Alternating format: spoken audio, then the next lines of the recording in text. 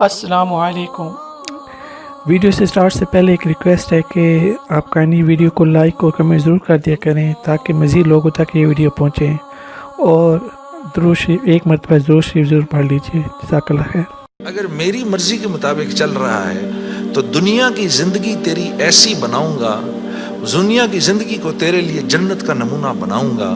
اگر میری مرضی کے خلاف تو چلے گا تو تیرے لیے تمام حالات اور تمام کامیابی کے نقشے ہونے کے باوجود تجھے مشکل میں ڈالوں گا۔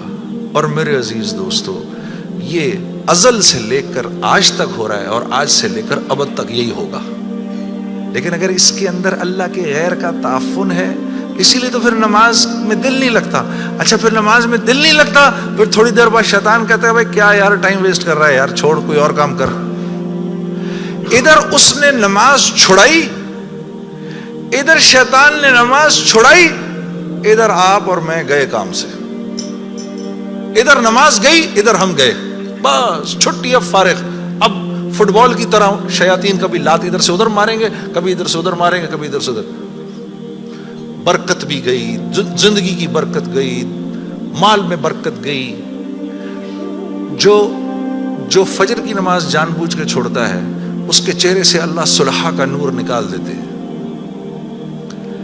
جو ظہر کی نماز جان بوجھ کے چھوڑتا ہے اس کے رزق سے برکت ہٹا دی جاتی ہے۔ جو عصر کی نماز جان بوجھ کے چھوڑتا ہے اللہ اس کے جسم کی طاقت کو سلب کر لیتے ہیں، یہ بیمار رہتا ہے اندر سے، اس کو بیمار رکھتے ہیں۔ جو مغرب کی نماز جان بوجھ کے چھوڑے گا اس کو اس کی اولاد سے کبھی کوئی نفع نہیں ہوگا، اس کی اولاد ساری زندگی اس کی نافرمان رہے گی۔ جو عشاء کی نماز جان بوجھ کے چھوڑے گا اس کو کبھی راحت چین کی نیند نہیں آئے گی۔ تو اس کے علاوہ میں نے دنیا میں کرنا کیا ہے؟ اور یہی 5 چیزیں چاہیے۔ مزید اسلامی واقعات اور بیانات کے لیے ہمارے چینل کو سبسکرائب کرنا مت بھولیے، اور لیٹسٹ اپڈیٹ کے لیے بیل آئیکن پر کلک کرنا مت بھولیے۔ جزاک اللہ خیر۔ السلام علیکم۔